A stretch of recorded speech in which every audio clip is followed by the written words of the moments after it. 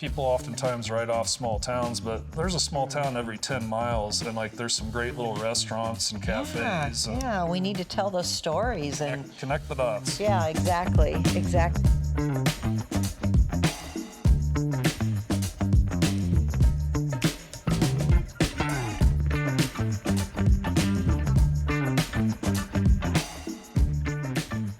Good morning. Welcome to Mills County Roots. I'm here in Malvern, Iowa with Zach Jones, who is a resident artist here. And when I say resident, I mean he lives here.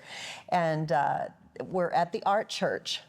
And you can see the beautiful mural behind us is something that Zach painted, and there's murals all around. And we'll pan around before we're done here, but this is a beautiful space, and it's been ever-changing, Zach.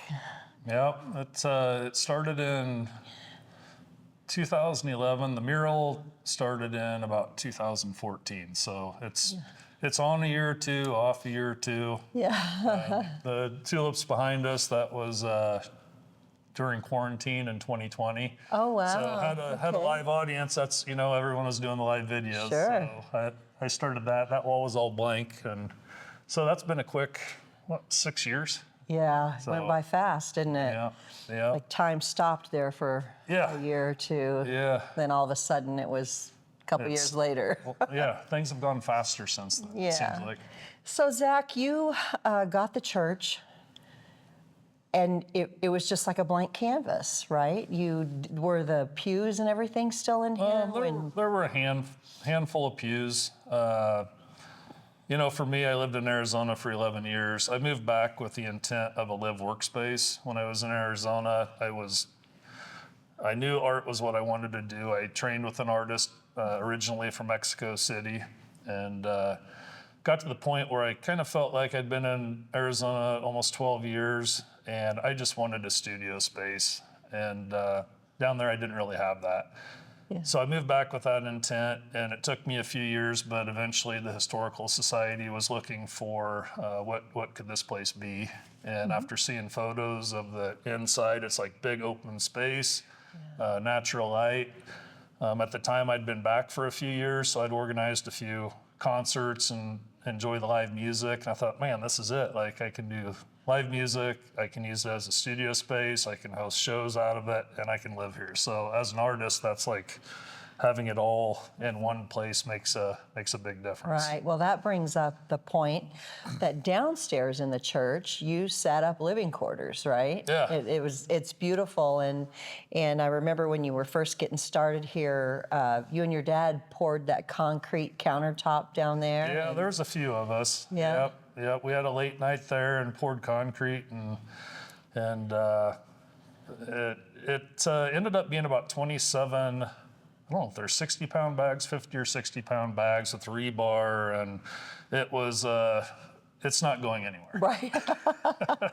And we acid washed the floor, and it's not what you expect walking, you tell someone it's the downstairs of a church, and automatically I think people think of like potlucks and maybe a darker scenario, and it's more like a half basement where there's a lot of natural light and acid washed floors, art on the walls, and not your typical church basement. It's a great space. It's very warm and welcoming to the point now that you use it for an Airbnb, right? Yeah. So I moved out, got engaged, moved out. It's probably been 9 years now.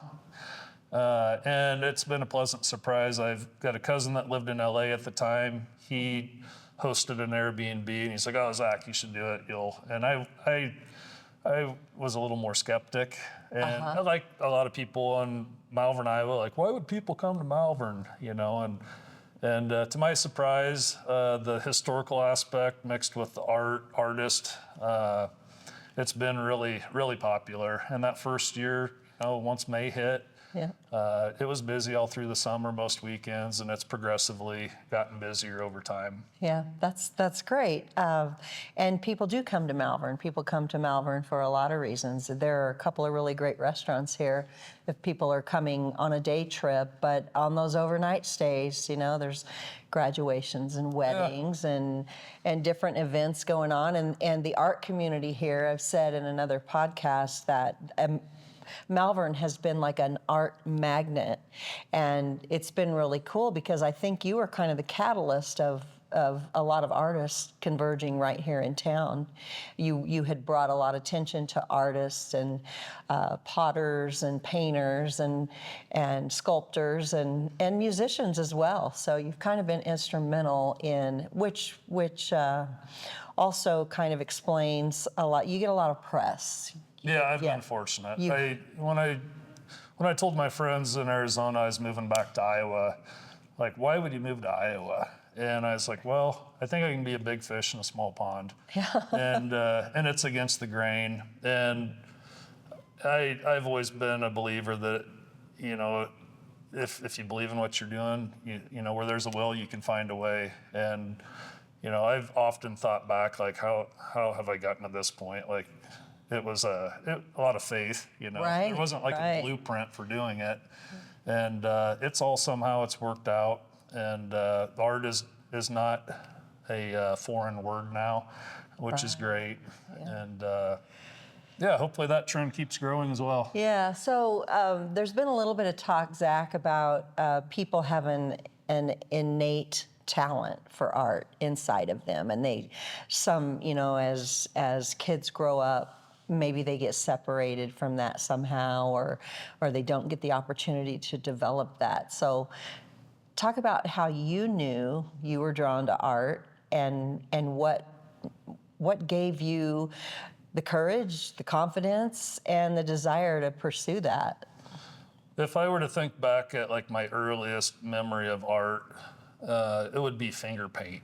And I may have been 3, 4, but I remember really like the smell of it.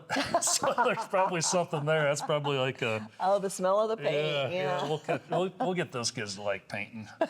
But finger painting, I loved that. But then just growing up, I don't know. I went through a phase where I was a little more of a motorhead, and I thought airbrushing and doing paintings on motorcycles or vehicles and. That kind of ran its course, but I moved to Arizona with the intent of pursuing that. And I kept getting encouraged to go more into graphic design and the computer avenue, and I tried that, and I just had zero interest in sitting in front of a computer. Oh, sure. So I was fighting the computer age. And then I did traditional photography work, darkroom work, which turned into digital, so there was really no escaping. And I went to the Phoenix Art Institute for about a year for computer animation. During that time, I went to an art store, bought some paint, didn't know the difference between acrylic or oil, but learned real quick they don't mix well together. But I got hooked on it. I would come home from work, and that's what I'd do. I'd go out in the garage, and I'd paint. On the weekends, I'd paint, and I got the bug. And at the time, Scottsdale had a Thursday night art walk in Old Town, and I'd go there, and I always just loved being around the arts. I loved the energy of it. I loved seeing the different types of art. And I thought, you know, if you have one life to live, why not do something that you feel like there's a sense of accomplishment? And for me, it was something to start with nothing and end with something, and then to hopefully have some pride behind it, where it's like, wow, like I actually did that. Right. That's amazing to walk up to a blank canvas. Yeah. And create something. Yeah. You know, whether you're emulating nature or whether whatever, it's created from your thought processes and your ability to take your thoughts and study the colors. And well, speaking of colors, I remember having a conversation with you one time, and I had started to pick up some paints, and I was starting to enjoy painting, and it's so therapeutic for me. And I'm like you, the stuff I create, I'm like, oh, hey, I did that. But at the same time, it's not. There's no comparison. Yeah. Well, no, you can always get better. That's yeah. But the cool thing that stuck with me from our conversation was the real study of color and thinking about, well, trees are green and dirt's brown, but really there's so many other colors, and the sky's blue, but the sky's not blue. Yeah. And it was blue until you told me it wasn't blue, and so Yeah. now I see it purple and gray and Yeah. different tempers of those different colors. And so thank you for that, because when I take photos even now, I'm looking, when I look at the trees and the light shining through them and stuff, so that I don't know if you meant to teach me something, but you did. No, I think it comes honestly. I think if you're not into art, and it's real easy to just dismiss it as like, oh, it's just something foo-foo you put on your wall. And it's hard to explain once you become like this creative and you get into it, and it becomes a, I don't know what the word is. It's a day in and day out thing. If Would you call that an obsession? Yeah, there's definitely some obsession to it. Yeah. But it's a lot of observation too. And you start seeing things that the average person doesn't see. And and that's one thing that I do. I point out the sky quite a bit, which is ironic. We're sitting underneath the sky, but most people think the sky is blue, but if you look at the horizon, just above the horizon, it's kind of dirty. Well, that's from dirt in the air. And then you go up a little, it's a light blue, ceruleum. Go up a little higher, it's cobalt. There's some magenta, but you look at the horizon and you look straight above, and it's like deep dark blue up above and a light blue below. And once you see that, you don't unsee it. And I think that's how art is. And I think most people go by every day, they don't notice those things. But once you start noticing it, you become a little more fine-tuned. Yeah. And for better, for worse. Yeah. Well, I think it's for better, because I think when you are able to study those colors and mix colors and put that on the canvas, your final product is a little more realistic, because you've observed the realistic coloring and copied that onto your canvas. I think, again, if you're not an artist and you picture an artist, you just assume like they can just make this up. And really, it is the observation. It's studying from a photo or studying from life and seeing the details, seeing where the light hits, see where the shadows are, warm versus cool, dark versus light. And it's a little bit of a juggling act, but once you start to figure it out, it gets more fun. Yeah. So when you start to paint and you're putting your palette together, and different artists use different color palettes and different intensities, and so there's the way to establish your style there too, right? Yeah, or mood. Or mood. Cool versus warm. Yeah. So it's always been very interesting to me, and I've always loved art, but I never really got into it too much until I met you. And then I met Marge Bosca, and she really encouraged me, and that's where I picked up paint, and I fell in love with acrylic. Yeah. Marge started Fine Arts on 5th, and Emily McQueen has taken over, and it's been great to have an actual gallery in town and have some classes, and I don't do a lot of that. I always say I wasn't really formally taught, so it really makes my skin crawl when I try to teach. Oh, does it? Yeah. I mean, I could talk about art, but That's very interesting that you would say that, because I think, like we were talking earlier, if a person is artistically talented, if there's an innate talent within them that's there, you can't make that part happen. Yeah. You can teach some things, but when a person can identify their innate talent and then build skill on top of that and thought processes, that's where the magic happens, right? I've said I wouldn't know the difference in teaching a 5-year-old versus a 40-year-old. It's probably the same. It is the same. It's probably the same. Yeah, I know when you talk to me, you have to talk to me like I'm a 5-year-old. Yeah, no, I usually talk to a 5-year-old like they're a 40-year-old, and they get bored with me really quick. Oh, that's fun. So there's some other artists around. We have Anna over here, right behind the church here, that does pottery, and she has some really beautiful work that's very nature focused. Yeah, she does beautiful work. The cups and pottery and very intricate hand paintings on the coffee cups. And Yeah, that's really interesting to me. Like you think about painting on a canvas, or you think about painting on wood, and then you think about painting on that pottery, different types of paint adhering to different surfaces. It's just so much deeper than you put it in a kiln and that changes. Sure, how everything, the color, sometimes the shape. Yeah. Yeah, so. And Jorge, Anna's husband, he's, in the summer months, you'll hear the bongos going. Oh, through yeah. the course of the day. He's pretty avid bongo player. Yeah. Drums. Yeah. That's and he's fun. a painter as well. That's right. Yeah. So they're a well-matched artistic pair, aren't they? Yeah. So what advice would you have for other artists? I know we say you've been very fortunate or been very blessed with attention and with press and different things. What advice would you have for other artists to acquire that kind of attention for what they're doing and an explanation of who they are and why it's important even? Yeah, I don't know. I think,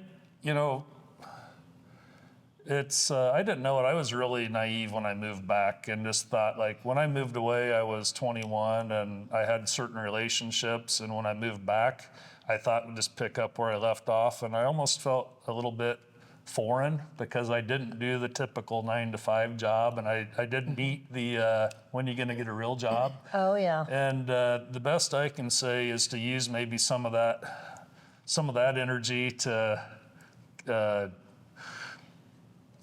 don't know, to light your fire, like okay. kind of I see. in a sense, kind of prove them wrong, Right, like this is a job, Right. and let me show you what I can do. And and I remember at one point when I was doing this mural, it's like, it's costing me money, it's costing me time, but in my mind, I'm thinking like end result, like create something unique, something that you don't expect in a town of 1,200 that's gonna draw attention, and set the bar high, and don't let people diminish that. But at one point, I remember someone saying, "Boy, you got a lot of time on your hands," and those are two different perspectives. Sure. And not one I care for. Right. But I also use that as like, okay, like they just don't understand, and I'm going to stick with what I'm doing, and it kept me honest. Yeah. Right. And in the fact that you stayed motivated to stay busy and continue to produce. Absolutely. And also, there are organizations that if you keep sticking to it, you will be noticed. And I also think you have to continue to improve your craft. It's like, I remember when I first started, I thought like what I was producing was like really, breaking edge stuff. Maybe not breaking edge, but I was discovering things that I thought were pretty exciting. But now I look back 25, I don't know, 26 years later, and I see those things, and I'm like, it's painful to look at. Oh, sure. And so I think, to continue to grow and evolve as an artist is very important. But also to stick to your guns, regardless of maybe some of the outside voices. Sure. Yeah, that's true. And to the layman's eye, your beginning work is fantabulous. There's a piece of art that you did, and it was some older gentlemen around a table. What do you call that painting? Oh, the old timers. Yeah. The old timers. Yeah. That painting, not just the technically artistic part of that painting, but there's history in that painting, there's emotion in that painting, there's belonging in that painting, and that's the one that stands out to me and that was, I saw that years ago when I first met you. That had to be what, 15 years ago? At least 15 years ago. Yeah, At least. yeah, so that was... My uncle, William Blackburn, he commissioned me to do that, which is my Uncle Bill. Okay. His dad was one of them. And then Storm and Norman, he was my mailman. I knew them all, since childhood. and they would get together for coffee every morning. So I went to coffee, and I was like, well, I need to get you guys like around the table. So, and then I was like, well, play cards. So we threw some cards out, and they started playing cards and joking with each other. And I snapped photos to be able to get reference. And, and but it's like, it's a great example of the value of art, because time passes, and most of those guys are gone now. And so it's, to me, it's like also understanding like what's the story behind the art can add a value that money can't really, isn't the value. Right. So, exactly. You know, that the other value of that is, and the reason that we're even doing Mills County Roots is the community connection. And that's another thing in a community this size that I think an artist could do, is connect themselves to the community. absolutely. Right? Yeah. And even something you said a few minutes ago, you said you felt disconnected from the community when you came back because you thought you'd just pick up where you left off. And there's people who stay in communities all their life, a long period of time, and the changes are gradual and they don't notice it, and everything melds and blends. But when you leave a community and then you come back after a time, it is like starting over sometimes. Absolutely. I mean, you always have your roots and you always have your history, but it can be like starting over. So. Yeah, and in a way, you know, like when I moved away, it was a faster paced lifestyle and a lot more options, things happening, a tourist area. And then you move back and you start seeing these things like, why don't we do this? Why don't we do that? Right. I wanted to organize art shows. I wanted to organize music. I'm like, why doesn't the bike trail, like, why don't more people embrace that? There's no signage, there's no bike racks, and it connects to Omaha Council Bluffs, essentially. Right. And so there's sometimes moving away is good in the sense that you get a different perspective and you can bring something home. And not everybody cares for that, but you know, as a rural towns, we all know that a lot of them have died, you know, over the years. They have, and, yes. Trying to reinvent yourself and figure out how to revitalize, how to use what you have. It doesn't always cost, you know, hundreds of thousands of dollars or millions, but utilize what you have. And it's like, we have a bike trail that connects to a city, and you know, I think music is something that heals people. People enjoy, they like to dance, you know, Yes. or just to relax. Like, Right. you know, it all has its place. Right, right. So, like I said earlier, Malvern is an artist magnet because it is a very art-centric town. What advice would you have for artists that might be moving into Malvern? What would your recommendation be if a complete unknown walked in, bought a house, decided to be an artist and work out of Malvern, Iowa? Well, you know, I've always encouraged cross-promoting, whether it's another artist or another business, and I try to do that the best that I can. Sometimes I just the marketing, you know, it just gets old. You don't really want to do it.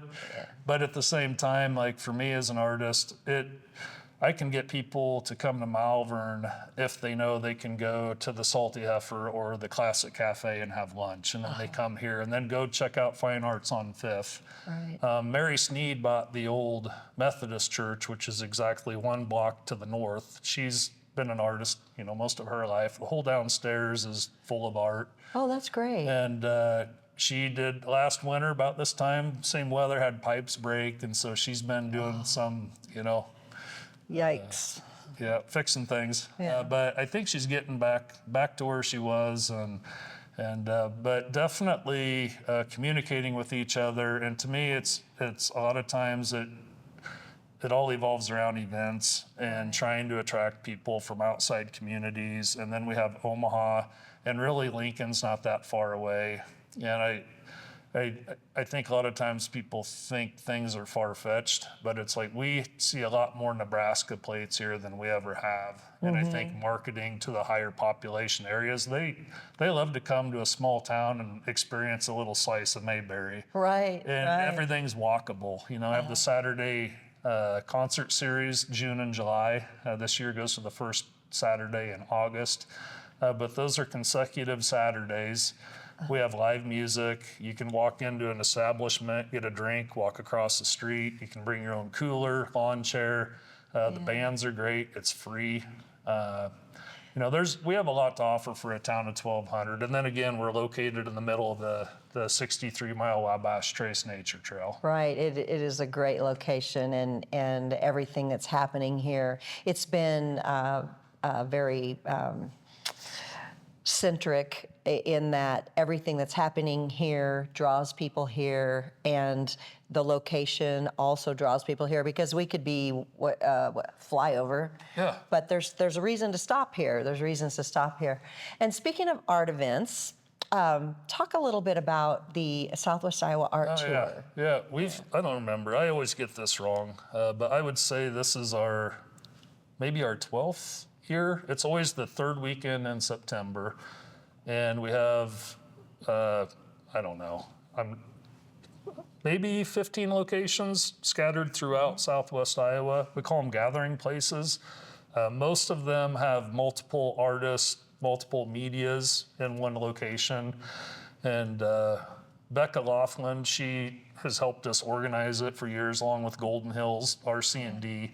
And we'll print up maps. It's a self-guided tour.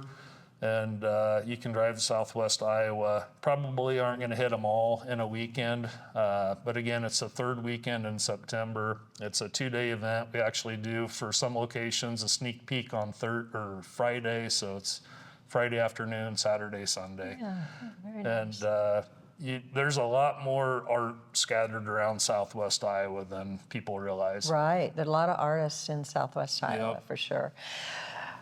So Zach, what's next for you? I'm constantly scratching my head on like the evolution of the art church, and I love live music, and I'm also doing weddings, more so micro weddings and small events, Airbnb.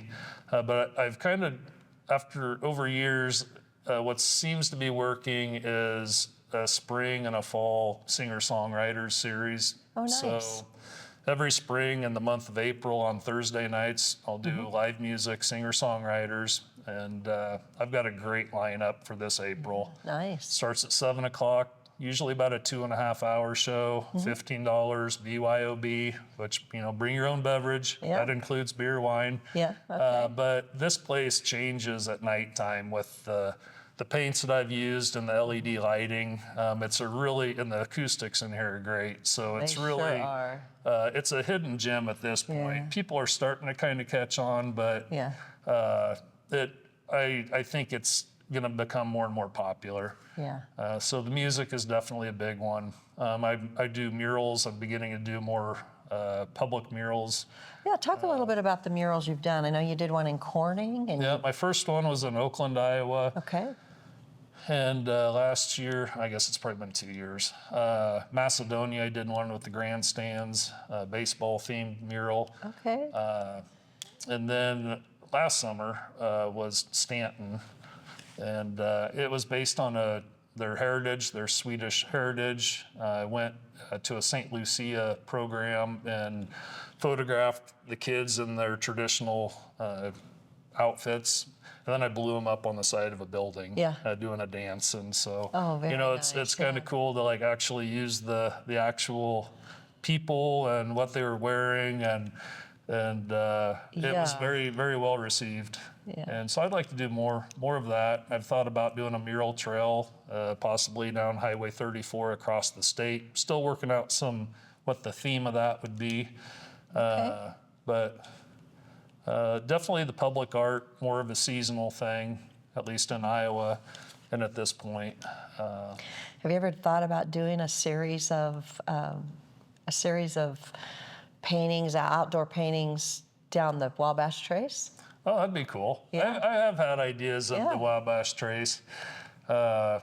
And art and nature, I mean, they play well together. Right, And, right. and then do an organized ride that goes along with it. You bet. I could see like throwback to the train. Yeah. Yep. Picture of a locomotive or something going down there. There's Yeah. one bike trail where someone took old bikes and put them up in the trees, and eventually the trees start to kind of engulf them. Oh, wow. It's like these Okay. bikes become part of the tree. And I thought that might be kind of a fun experiment. Yeah. Just to throw a few bikes out there, make people scratch their head. Yeah, we have a few bikes around, Yeah. sticking in odd places around here. Yeah.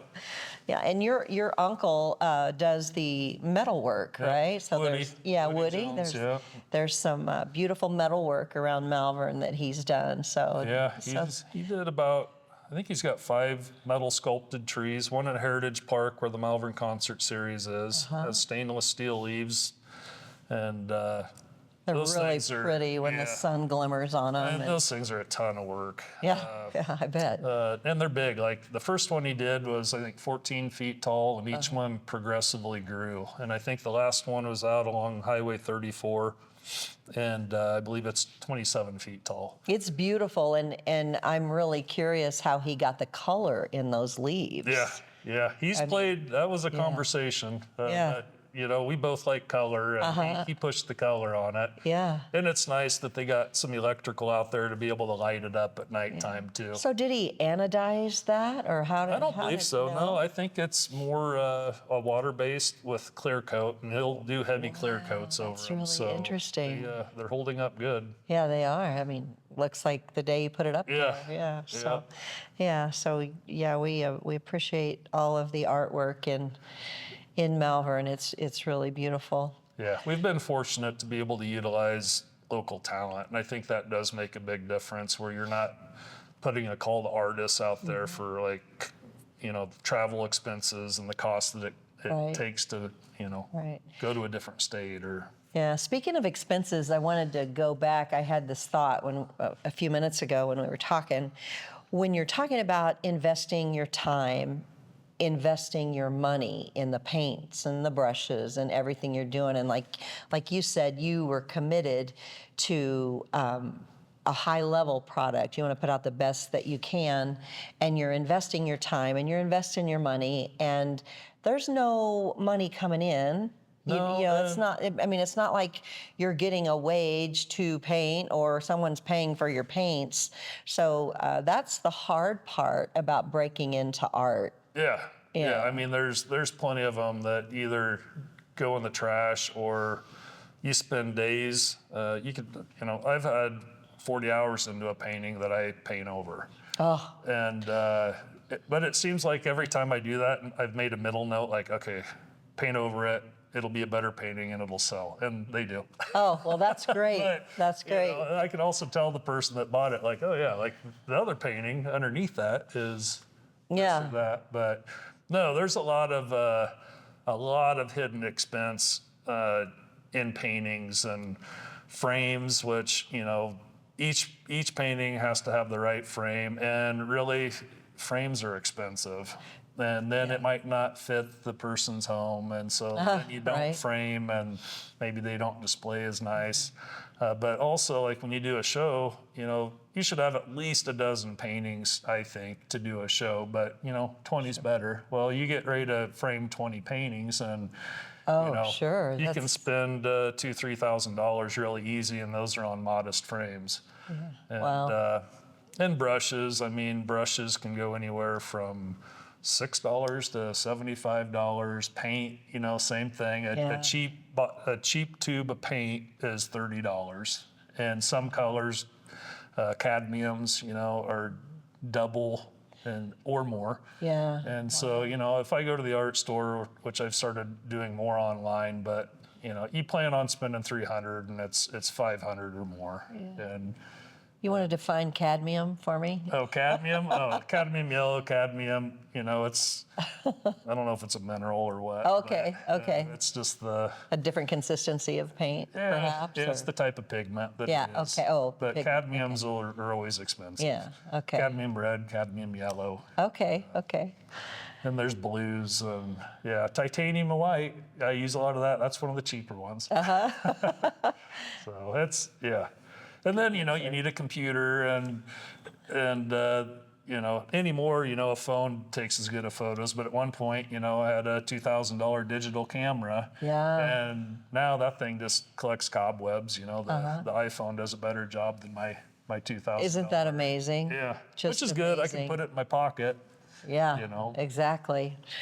You know, as you're talking about that camera, I am thinking back about you being out in the country, like I'd run into you out on the farm, taking pictures and then creating paintings from those pictures that you were taking out there, and that's another amazing way that you establish yourself in the community, and you have another painting that comes to mind for me that was actually an imaging, and it was a woman holding a baby, and I think it's someone.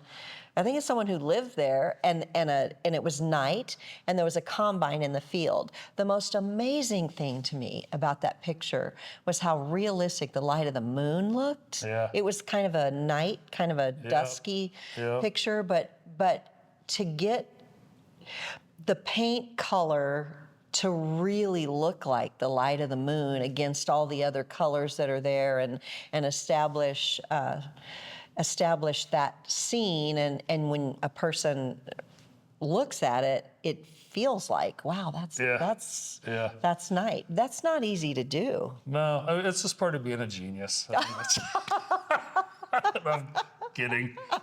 No, that's 20. It's 28 years of trial and error. Yeah. You know, and it's like anything. If you don't know anything about it, how do you do that? But it's like cooking and following a recipe, you know. It's if you've been cooking for a while and you follow the recipe, it's probably going to turn out good, at least at some point. And I'm as critical now of myself. Like I typically am not a big fan of what I do. It's like there's always decisions that, like, do I go this way or do I go that way? Yeah. And then you always wonder, like, should I have? I think all artists struggle with that, whether it's musically or artistically, sketching, whatever. You know, once it's on the paper, it's on the paper. And when you're a musician, once you've sang it, it's out there. You know. Yeah. The difference with recording music is you can edit, cut, redo it. I guess you could cover with paint, but honestly, once it's there, it's like, there it is. The little voice in my head, and I don't always listen to it. I'm trying to get better about that, but it's stick with your first gut instinct and just roll with it. And I've also beat a dead horse where I just keep wanting to, like, get it there, and it doesn't matter how hard you try, no matter what your intentions are. It's better to produce the art and move on to another one. Right. I think sometimes too, as an artist, what happens in real time is real emotion. Yeah. You know, like performing live. Like if you're painting in real time and you're not going back to touch something up, well, maybe that's a good thing, because maybe you're going to look back at that someday and say, wow, that was accidentally great, you know? Yeah. Like you look back at your first paintings, you said they were hard to look at, but what if something happens in real time, you don't go back and change it in the space, the mindset, and the skill level that you are right now? What if down the road you look back at it and say, wow, that just happened, you know? That happens, you know? I've said, like, I look back at old work that I can't hardly look at, but vice versa, I've also looked back at some early works where I'm like, wow, like that's actually a pretty good painting, you know? I'm happy with that. But I think you mentioned it too. It's like the emotion of the day. I mean, that does... there is something about art, music, painting, anything that's in the art realm, I think, that your emotions feed into it, and it's not even intentional. It just happens. And one day is going to be different than the next day. So I would rather, like, try to dive into a painting and get as far as I can in 1 or 2 days than to, drag it out for weeks, or, because then you kind of get a little more continuity. Yeah. More continuity, but it also, as my cousin Can't Hurts, he's another one around the area, HZ Productions. But he refers to things as wallpaper. Like, it just becomes wallpaper. And it's a great term as far as, like, you just get used to seeing something, especially in art. You see it day after day, it just becomes wallpaper. Sure. But when it's new, it's kind of revealing itself, and there's good energy that goes into it, but then, you can also lose that too. Sure. Sure. You can be over analytical. Yeah. Yeah. Yeah. Well, I'm excited about your songwriter series that you're going to be doing here. Yeah. Yeah. If you're into music, if you think like you're just curious, like please come. It is, especially like I'm always surprised like more people locally like that are within walking distance. It's like how cool could it be like to be at home and walk a few blocks and like have a great show, something that you would have to drive to Omaha Exactly. to see, and it's in your backyard. Right. So I really invite locals and towns in the vicinity. It's a real treat, and it's $15 at the door, but you can bring your own drinks. It's really affordable entertainment. Yeah. The last time I was here was for our mutual friend Jerry Forney. Yeah. Jerry Forney and I have played music together several times. We've done gigs together, and it was fun to come here and see him. And he's a treat. Yeah. He's a treat. And his grandson now playing music with him. When he first started, he was playing the drums with him. He was just little bitty, you know. And he would then he played the guitar for a while, Jerry, and now he's playing the bass. Yeah. And he plays it too. Playing the heck out of it, right? Yeah. So, yeah, that's fun. It's fun. When I first moved to Malvern 10 years ago, and I was drawn here because of the artistic bend of the town. I thought, of all the places, I knew I wanted to stay in Southwest Iowa, and I was like, yeah, I think this is the place. Yeah. I think this is the place. So. Yeah, if you're a creative, come on. We're waiting. Exactly. The more the merrier. Yeah. Well, Zach, thank you so much for sitting down with me and thank you. And talking with me. This is great what you're doing. I've often said, like, we need somebody that's like helping promote what we have, and unless you take it on by yourself, it doesn't always happen. Right. So thank you. Yeah, you're welcome. It's exciting because this was concepted by Todd Studer, who he wanted to really focus on local media. So Mills County roots, along with what used to be, he called it, I think it was Southwest Iowa roots, rural roots. He called it rural roots. So I apologize. And when he had the idea to do this one, he turned the other one into Potawatomi County roots. Yep. And so that's working really well. And we're finding very quickly that there's so much intertwining in Southwest Iowa that this will probably become bigger and cover all of Southwest Iowa. There's so much to cover. There's so much cool stuff going on in all of the towns of Southwest Iowa. Well, I think that's a trick too. It's like, people oftentimes write off small towns, but there's a small town every 10 miles, and like there's some great little restaurants and cafes. Yeah, we need to tell those stories and connect the dots. Yeah, exactly. So I was excited that when he talked to me about this, and I think this will be the 7th interview that I've done. Lucky 7. Lucky 7. But it's exciting, and I wanted to start in Malvern because I live here. It's home. It's these relationships that I have in Malvern with people who are very interesting, and making new relationships too, because people are opening new businesses. I'm going to be talking to them, and it's just we call it the Malvern Renaissance. Yeah, exactly. It really is like there's things happening that I've waited a lifetime. Old buildings that have been saved that I thought, they're goners, and then it's like Cole's Pharmacy, moves in. And that building looked like it would never be anything. It was vacant for 30 years. There was a tree growing through it. The floor joists were gone. Like there was no second story. Yeah. And, to see that as a functioning business, like a good, solid business with loft apartments upstairs and and then what Nick Sorensen is doing with the old Ford building, which is behind the Main Street, 2-story Main Street buildings. Yes.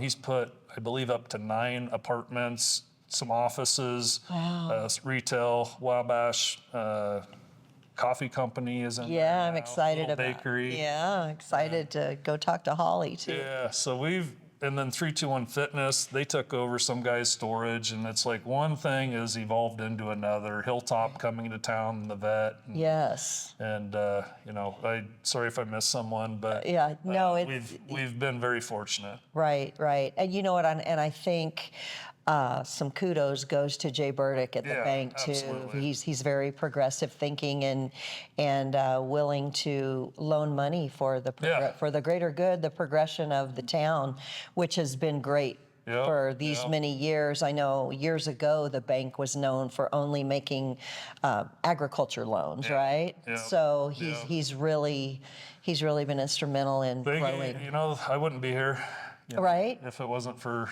Malvern Bank. So kudos to them and having a vision and investing in the community. And I'd like to think that's come back to them, tenfold. Right, right. Yeah, so, well, thank you, Zach. I appreciate it very much. Thank you. And I look forward to talking to your wife, Rebecca, very soon. Yep. She is also a very active entrepreneur here in Malvern. Yep. So, looking forward to that. She's got irons in the fire. She's got a few. Yeah. Thank you, Zach. Thank you. All Thank right. you.